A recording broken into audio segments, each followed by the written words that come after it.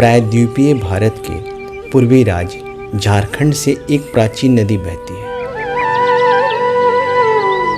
यह हिमालय से भी पहले की है। झारखंड की राजधानी रांची के पिस्का नगरी से निकलकर अपनी गहरी निशानियां छोड़ती हुई यह बंगाल की खाड़ी में समा जाती है।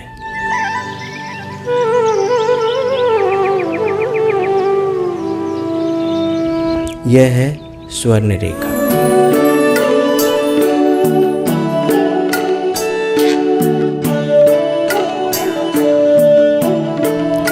लोग इसे सम्मान देते हैं।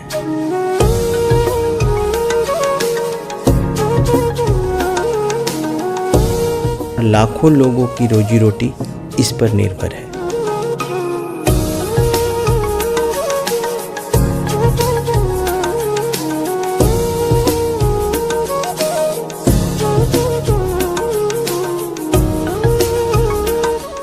यह नदी अनोखी है और हिमालय से निकलने वाली नदियों से अलग है।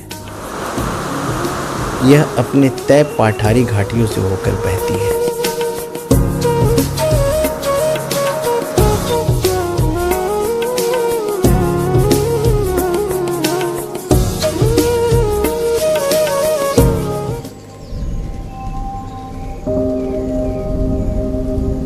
मानसून के मौसम में इसमें पानी बढ़ जाता है, जबकि बाकी के महीनों में यह सूख जाती है। ये जंगल, पहाड़, नदी, समुद्र, ये सारी चीज़ें जो मिली, इसका भी कोई करता होगा, ये भी किसी की कृति होगी। जब कुछ समझ में नहीं आया हम लोगों के कि ये किसकी कृति है, क्या है, तो हम लोगों ने उसको प्रकृति कहना शुरू किया। पूरे ब्रह्मांड की बात करें तो किसी न किसी की कृति होगी, ऐसा मान्यता बनती है। तो वो जिसने बनाया होगा उसको हम लोग ईश्वर का रूप दे दिया।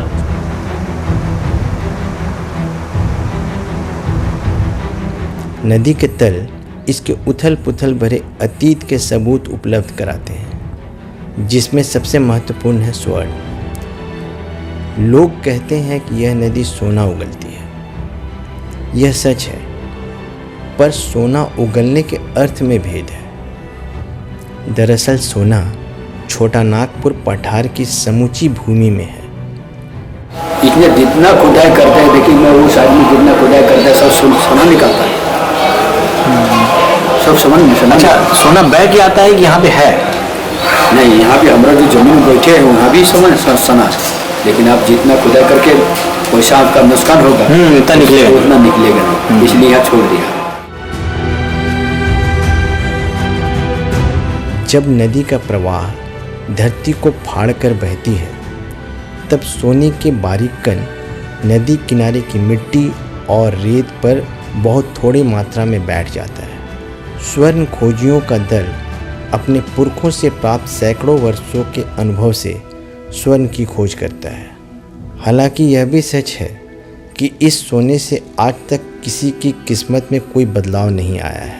मिट्टी लेके आते हैं, लकड़ी से पानी में धोते हैं। इला कौन सा मिट्टी में निकलेगा, कैसे पता चलता आपको?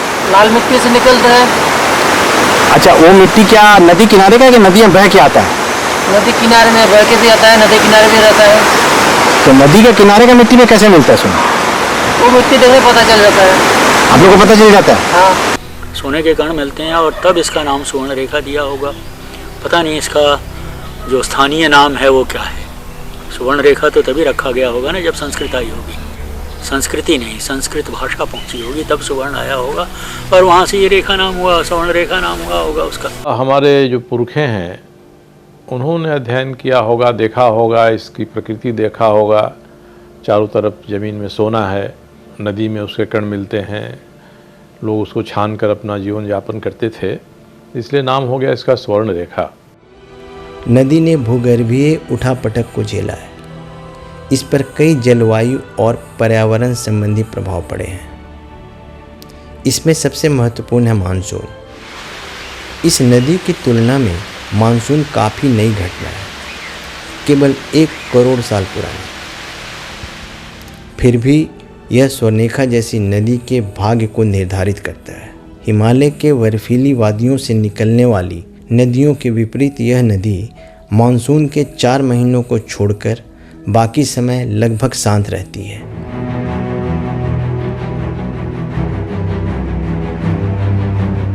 नदी के उद्गम को लेकर एक पौराणिक कथा भी प्रचलित है। हजारों साल पहले महाभारत काल में पांडव अपने वनवास के क्रम में एक पाठारी निर्जन प्रदेश से गुजर रहे थे। द्रौपदी को जोरों की प्यास लगी, पर वहाँ कहीं जल नहीं था। तब अर्जुन ने भूमि पर तीर मारकर एक जलकुंड का निर्माण किया।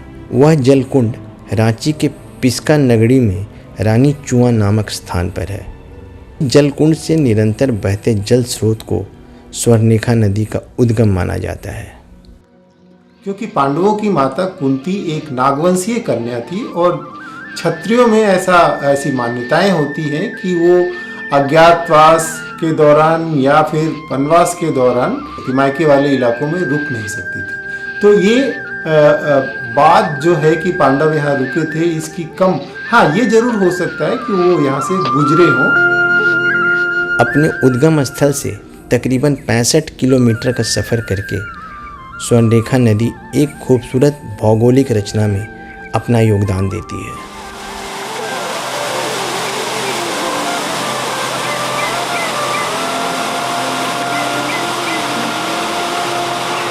यह है हुंड्रू जलप्रपात। इस प्राकृतिक जलप्रपात की ऊंचाई 322 फीट है और यह झारखंड प्रदेश का सबसे ऊंचा जलप्रपात है।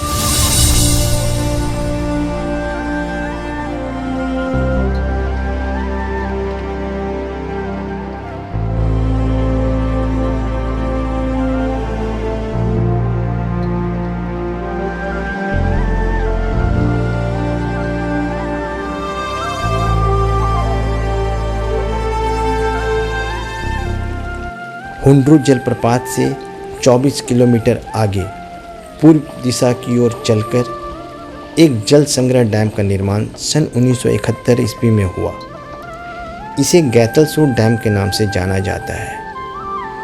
आज रांची शहर के एक बड़े भूभाग को इसी डैम से जलापूर्ति की जाती है।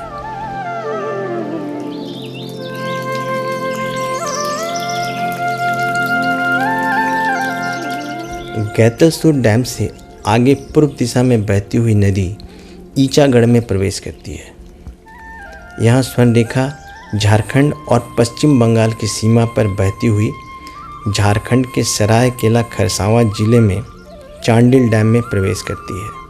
इसी प्रदेश में स्वर्णरेखा नदी की एक सहायक नदी करकरी या जिसे काकोरी भी कहते हैं, आकर चांडिल डैम में स्वर्णरेखा नदी से मिल जाती है।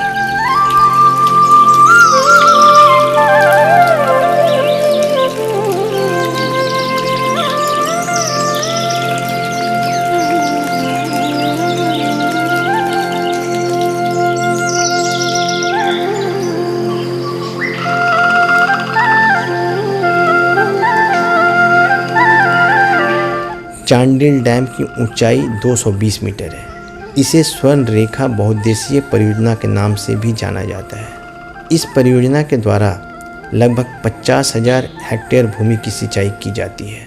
चांडिल डैम एक बहुत ही खूबसूरत और दर्शनीय स्थल है। पिछले वर्षों में समूचे झारखंड प्रदेश में सबसे लोकप्रिय प्राकृतिक दर्शनीय स्थल के रूप में इसकी पहचान बनी है।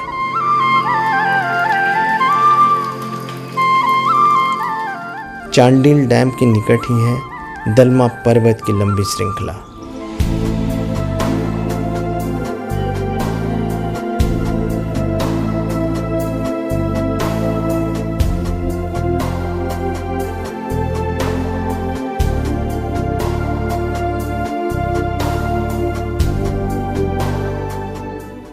यहीं पर है दलमा अभयारण्य, जो कि जंगली हाथियों के लिए विशाल प्राकृतिक परिवेश है।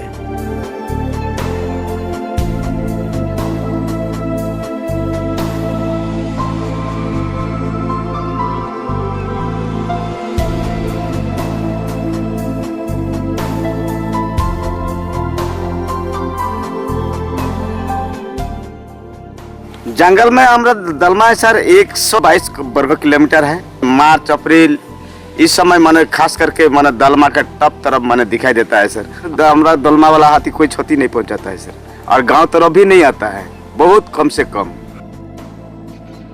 झारखंड की नदियों में एक यही नदी है जो सीधे निकलती है अपने उद्गम स्थल से समुद्र में मिलती है। 395 किलोमीटर इसका वास्तविक लंबाई है, जिसमें सबसे ज़्यादा दूरी जो है झारखंड में तय करती है 270 किलोमीटर के करीब, और उसके बाद 60 किलोमीटर के लगभग ये पश्चिम बंगाल और उड़ीसा में अपनी प्रवाह यात्रा को अंजाम देती है। आज के सैकड़ों वर्षों पूर्व सन 1880 में स्वर्णरेखा नदी से दूर पश्चिमी भारत में एक 43 वर्षीय कपड़ा व्यवसायी के मन में उथल पुथल मचा हुआ था।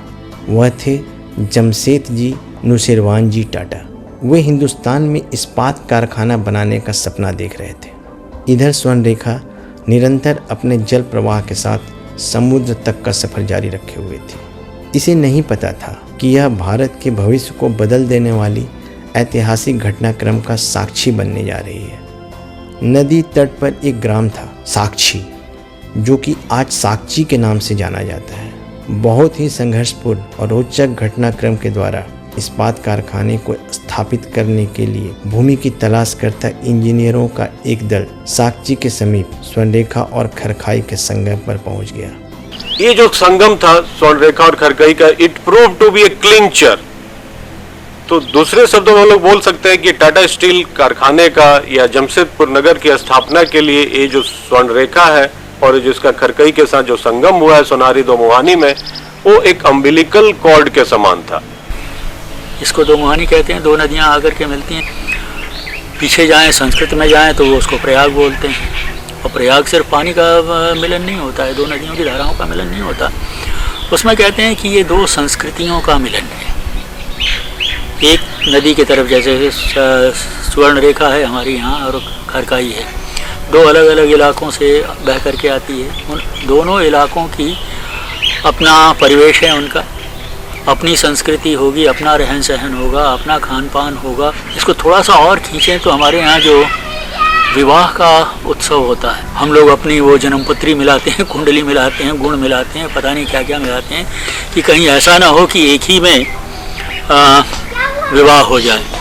तो शायद संस्कृति के उत्थान के लिए और संस्कृति के प्रवाह के लिए ये ज़रूरी है कि हम अपने क्षेत्र को जितना फैला सकें उतने हम समृद्ध हों। भाषा शास्त्रियों के हिसाब से ऋग्वेदिक मूल के हिसाब से स्वर्ण जो है वो जल को भी निरूपित करता है। और कई उदाहरण हैं, जैसे आंध्र प्रदेश में स्वर्णमुखी नाम की एक नदी है, बंगाल के बांकुड़ा जिले में सोनामुखी नाम की एक नदी है।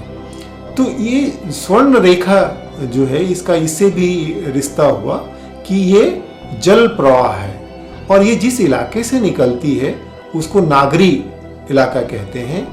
और नाग शब्द जो है वो नाग जल को ही इंगित करता है। कश्मीरी भाषा में नाग पानी के स्रोत, झरने या झील को, इसीलिए कश्मीर में कई सारे झीलों का नाम जो है अनंतनाग, शेषनाग, कोकरनाग है। दिलचस्प तथ्य है कि लोहे इस्पात के कारखाना के लिए जब जमशेदजी नुसेरवानजी टाटा और उनके उत्तराधिकारी भारत भर में स्थल की तलाश कर रहे थे, तो निश्चित रूप से किसी लोहे इस्पात कारखाना के लिए महत्वपूर्ण क्या होता है कि लौ एस की खदानें होनी चाहिए आसपास, बिजली की आपूर्ति के लिए कोयले के खान होने चाहिए।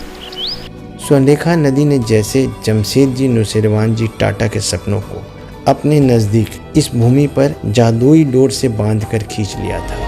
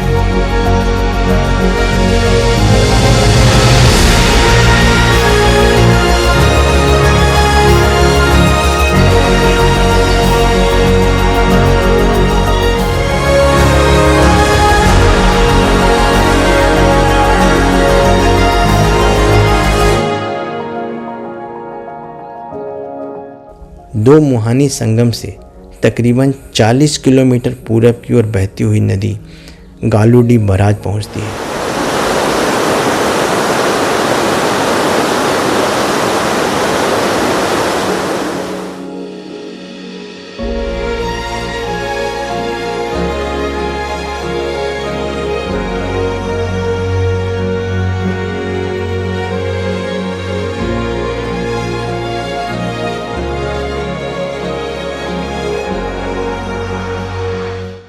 यहाँ जमा किया गया पानी कृषि कार्य के लिए इस्तेमाल में लाया जाता है। सिंचाई के लिए यह पानी उड़ीसा राज्य के खेतों में भी पहुँचाया जाता है।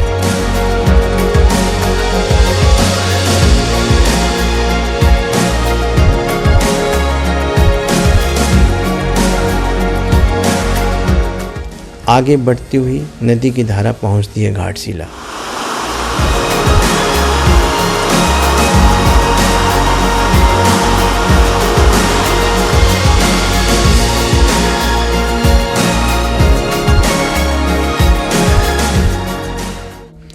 यहाँ पर नदी के तट गवाह हैं एक महान लेखक और उनकी रचना की। नदी के तट पर इन्हीं चट्टानों पर बैठकर विभूति भूषण बंदोपाध्याय ने अपनी कालजयी रचना पाथेर पांचाली का लेखन किया था। कमाल के शख्स थे।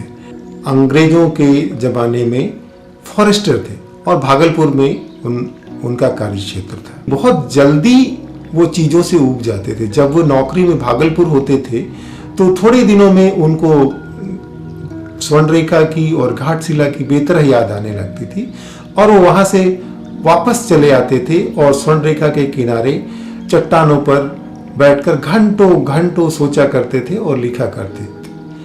पर कुछ ही दिनों में फिर उन्हें जंगल अपनी ओर आकर्षित करने लगता था और फिर वो एक बार भागलपुर की ओर रवाना हो जाते थे। ये आवाजाही का सिलसिला एक लंबे कालखंड में चला और इस लंबे कालखंड में एक कालजयी रचना पाथेर पंचाली का निर्माण हुआ।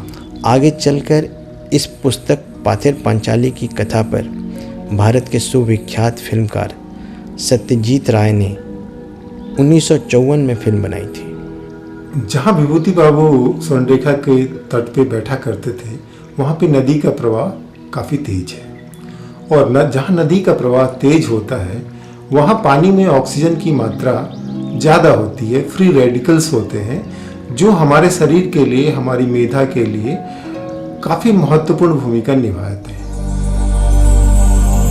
आगे बढ़ती हुई नदी झारखंड को छोड़कर पश्चिम बंगाल और उड़ीसा की सीमा पर पहुंचती है। यहाँ पर नदी के दाहिनी ओर उड़ीसा और बाईं ओर पश्चिम बंगाल है।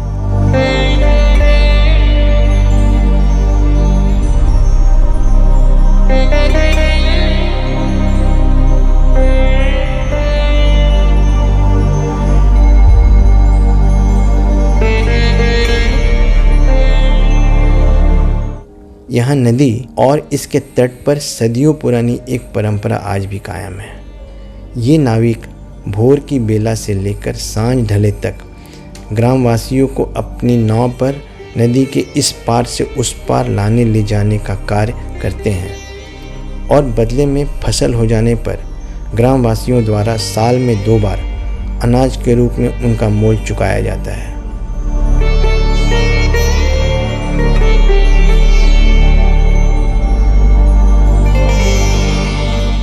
यहाँ पर नदी की धारा एकदम साफ और निर्मल है। नदी का तट प्रदूषण और प्लास्टिक कचरे से मुक्त है। शायद ऐसा इसलिए संभव हो पाया है कि सब इंसान अभी तक यहाँ ठीक तरह से नहीं पहुँच पाए हैं। तो जमशेदपुर के आसपास ये 2 भौगोलिक संरचनाओं से गुजर रही है, दलमा रेंज और फिर धालबोम वैली। ये जो अभी तक जो है रॉकी, जो एक तरह से चट्टानीय पठारीय जो संरचनाओं से गुजर रही थी, रांची, सरायकेला, खरसावां और जमशेदपुर के संरचनाओं से, उसके बाद इसका एलुवियल प्लेन्स में प्रवेश होता है, जो कि पश्चिम मिदनापुर, झाड़ग्राम और फिर बालासोर जिला। पश्चिम बंगाल में नदी के जल का सिंचाई के लिए भरपूर इस्तेमाल होता है। 62% जो प्रवाह क्षेत्र है वो कल्टीवेबल यानी कृषि योग्य क्षेत्र से है।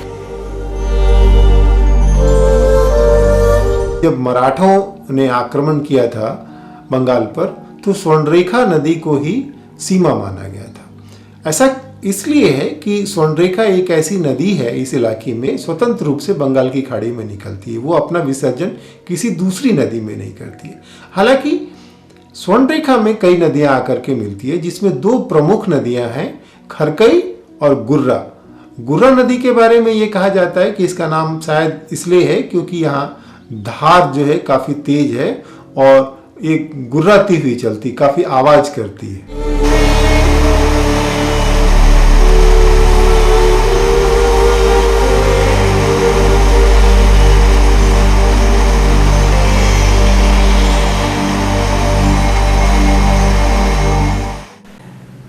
धरती के ऊपर जो भी पानी बहता रहता है, चाहे वो बर्फ़ के पिघलने से या बरसात का पानी, पहाड़ के अंदर का पोर्शन सॉलिड नहीं होता है, ये खोखला होता है और अंदर में बहुत सारे हॉलो स्पेसेस रहते हैं और बेसिन लाइक स्ट्रक्चर्स रहते हैं। उसी में जाके ये पानी जाके एक्युमुलेट करता है।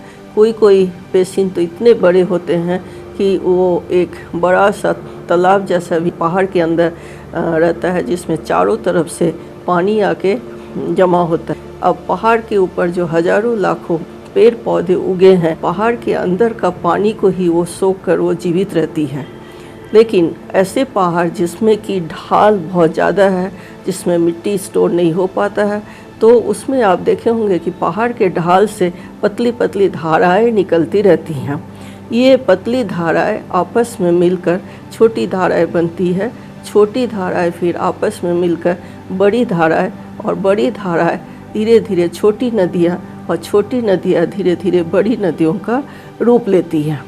इसी तरह हमारी सुवर्ण रेखा भी इसी प्रकार पहाड़ से निकल के आई हैं। इसकी जितनी अन्य प्रमुख नदियां हैं अधिकतर दाएं तट पर है। कांची नदी है, रोरो नदी है, रारू यानी राढ़ नदी है, दसम जो जलप्रपात है वो कांची नदी पर है, जोन्हा यानी गौतम धारा जलप्रपात जो है वो राढ़ यानी रारू नदी पर है, और जो हमारे जो पूरे कोल्हान की जो महत्वपूर्ण नगर है चाईबासा, वो रोरो नदी के तट पर है। अब स्वर्णरेखा की बाएं तट की बात करें तो वहाँ नदियों की संख्या थोड़ी कम है। झाड़ग्राम जो जैसा बहुत ही जो प्राकृतिक शहर आता है, वहाँ पे दूलंग नदी है, तो दूलंग नदी भी स्वर्णरेखा की एक सहायक नदी है।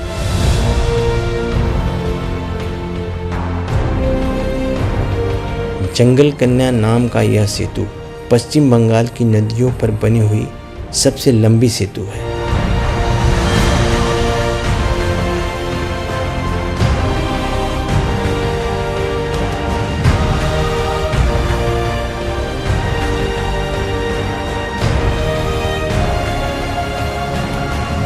भारत में 14 प्रमुख नदी बेसिन तंत्र की हम लोग गिनती करते हैं, जिसको अपवाह तंत्र भी कहा जाता है विशुद्ध हिंदी में। तो उन 14 रिवर बेसिन सिस्टम में से ये स्वर्णरेखा का सिस्टम एक है।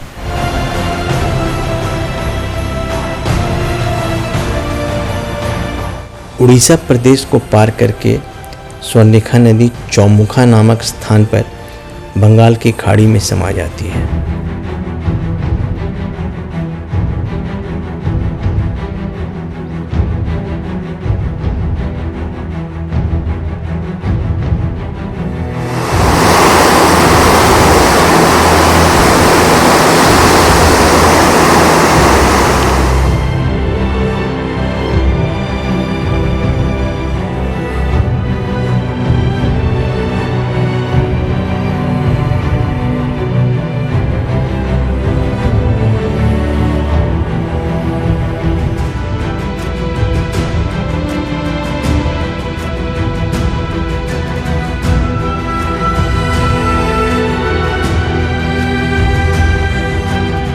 नदी की एक पतली सी धारा समुद्र के किनारे से बहती हुई तालसारी बीच पर समुद्र में प्रवेश करती है।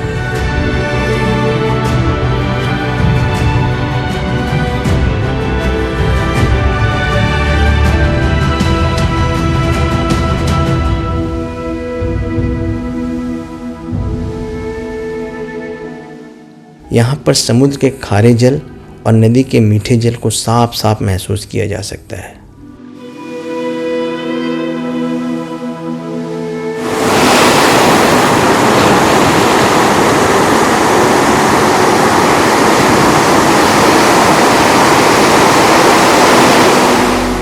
स्वर्णरेखा कई तरह से मानव की प्रगति में अपना योगदान दे रही है, तो इसकी रक्षा करना हमारी जिम्मेदारी बन जाती है।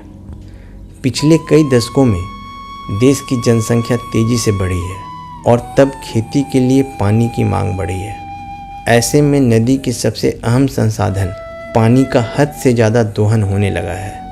नदी को आकार लेने के लिए दो शर्तें हैं: पर्याप्त पानी का स्रोत और बहने के लिए प्राकृतिक ढलान। 50 वर्ष पूर्व यह नदी जैसी थी, इसका स्वरूप अब बिल्कुल बदल चुका है। नदी किनारे इंसानी आबादी के दबाव से नदी के किनारे उगने वाले पेड़ पौधे और जीव जंतुओं का जीवन चक्र तबाह हो गया है।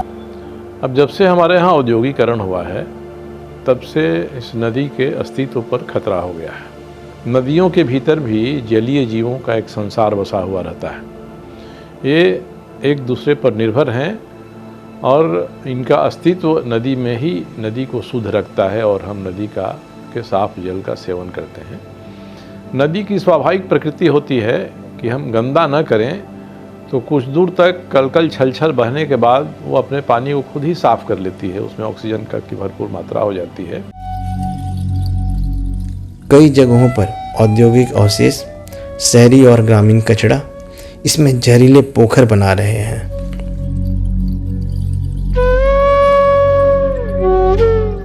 और इसके साथ अगर जब कोई छेड़छाड़ करने की बात आती है, तब हमको अपनी मर्यादाओं का ध्यान रखना पड़ेगा।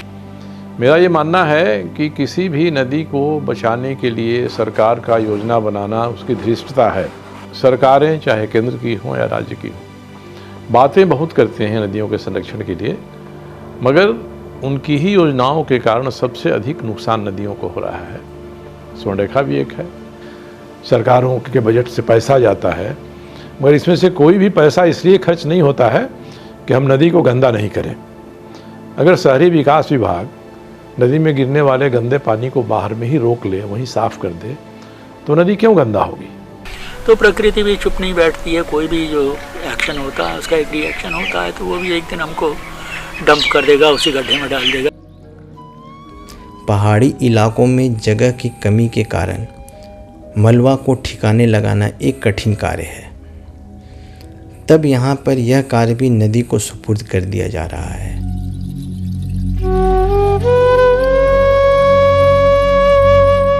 डैम बनाकर पानी के प्रवाह को अप्राकृतिक रूप से रोक देने पर जैविक संतुलन नष्ट हो रहा है। पिछले एक सदी के अंदर ही नदियों की तकरीबन 20% प्रजातियां विलुप्त हो गई है।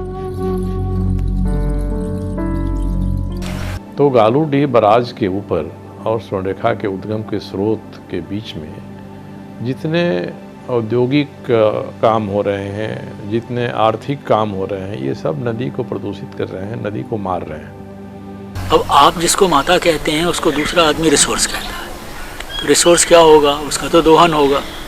माता माता होती है, वो रिसोर्स कभी नहीं हो सकती। एक बड़ी भद्दी कल्पना है। हम लोगों ने वो किया, ठीक है, किया। पानी का इस्तेमाल ज़रूरी है, लेकिन उसका मर्यादा तो होनी चाहिए कि this far and no further. इसके आगे इसका दोहन नहीं होगा कि वो भी बची रहे और उसके चलते हम भी बचे रहेंगे। तो वो चीज़ हम लोगों ने छोड़ दी। हमने ठीक है, हम करते हैं, आगे वाली पीढ़ी आएगी तो अपना संभालेगी, उसका अपना देखने का नज़रिया होगा, अपना करने का होगा। और विज्ञान जो है वो तो थमता नहीं है ना, वो तो रुक करके नहीं रहता है, वो आगे कोई ना कोई चीज़ खोज ही लेगा। जैसे हम लोगों ने इसको इस तरह से दोहन करना सीख लिया, उससे हमारा जो अगली पीढ़ी आएगी वो भी अपना कुछ सीख लेगी। टाटा के पूर्वजों ने भी जमशेदपुर में इस्पात कारखाना खड़ा किया, तो इसीलिए किया कि खरकई और स्वर्णरेखा का पानी यहाँ था। इस पानी से उद्योग बड़ा हुए, नदियों से उद्योग बड़ा हुए। पर हमारे यहाँ एक कहावत है पुराण में भस्मासुर की। भगवान शंकर ने भस्मासुर को वरदान दे दिया। भस्मासुर ताकतवर हो गया तो भगवान के ही माथे पर हाथ रख के प्रयोग करना चाहा। उसी तरह से नदियों ने उद्योगों को बनाया। अब ये उद्योग भस्मासुर हो गए हैं और भस्मासुर की तरह नदी को लील रहे हैं। सिंचाई और पीने का पानी हासिल करने के लिए नदियों के बेरोक टोक दोहन से नदी के कई स्रोत स्थायी रूप से सूख गए हैं। भूमिगत जल चिंताजनक स्तर पर नीचे जा चुका है। जलवायु परिवर्तन के कारण मौसम प्रभावित हुआ है। इससे समस्या और गंभीर हो गई है। अब बड़े बड़े शहर बने हैं, बड़े मकान बने हैं और सारे के सारे लोग अपनी गंदगी नाला में डालते हैं और नाला से सीधे नदी में जाता है और नदी दूषित होती है। हम नदी पर हमला कम कर दें, नदी को दूषित करना कम कर दें, नदी अपने आप बच जाएगी। हर मानसून में नदी अपने आप को साफ कर लेती है और बाद के 8 महीनों में मनुष्य की गतिविधियाँ इसको गंदा करती है। किसी चीज़ के साथ अनाचार करेंगे और ये सोच करके करेंगे कि वो मूक है, बधिर है, कुछ नहीं बोल सकता है, आपके क्रियाकलाप पर कोई टिप्पणी भी नहीं कर सकता, तो ये एक भूल है। एक अंग्रेज़ से इंजीनियर हुआ करता था, उसका नाम था F.C. हर्स्ट, यहीं हिंदुस्तान में काम करता था। तो उसने कहा ज़रूर था कि अगर नदियों को हम लोग इस तरह से बांधने का, इन सब चीज़ों का प्रयास करेंगे तो ये नहीं भूलना चाहिए कि नदियाँ को अगर हम परेशान करेंगे तो नदियाँ भी एक न एक दिन बदला लेंगी, और जब वो नदी बदला लेगी तब हमारी कोई अकल काम नहीं आएगी। उसने कहा था कि it is like throwing gloves at nature and she is not use to go it unavenged. बिना बदला लिए वो छोड़ती नहीं है। तो ये व्याख्या है, मतलब 100 साल पहले, 100-150 साल पहले की व्याख्या है कि नदी के साथ, कुएं के साथ या किसी भी जल स्रोत के साथ हमको क्या क्या व्यवहार करना चाहिए, और अगर वो व्यवहार से इतर हम लोग कुछ और करते हैं तो उसके लिए दंड का भी विधान था। अब न तो वो दुर्व्यवहार पता है, न उसके दंड विधान का पता है। चारों तरफ मतलब सर्वारिष्टा शांतिर्भवतु, जो उसको तबाह कर रहा है वो भी खुश है, जो तबाह हो रहा है वो भी खुश है अनजाने में, क्योंकि उसको मालूम है कि तो अगर कुछ होगा तो हमारे जीवन काल में थोड़ी होने वाला है। एक पूरे जीवन चक्र को बदलने की बात करनी होगी और सभ्यता को में बदलाव की बात हम सोचेंगे, इसकी हिम्मत करेंगे तो नदी का स्वास्थ्य ठीक रह सकता है। नहीं तो हम लोग अपनी अपनी बातें कहते रहेंगे, नदी को साफ करने वालों का भी एक काम हो जाएगा और काम धीरे धीरे धंधा बन जाता है। इसी में वो भी अपना जीवन खपा देते हैं, लाभ हानि देखते रहते हैं। तो ये धंधागिरी जो चल रही है, इससे बेहतर है कि हम अपनी प्रवृत्ति बदलें, अपना एटीट्यूड बदलें और हम खुद अपने आप को ठीक करें। हम अपने आप को ठीक करेंगे, नदी ठीक हो जाएगी। आज ज़रूरत है एक ऐसे अभियान की जो नदियों को लेकर हमारी सोच को परिवर्तित कर सके।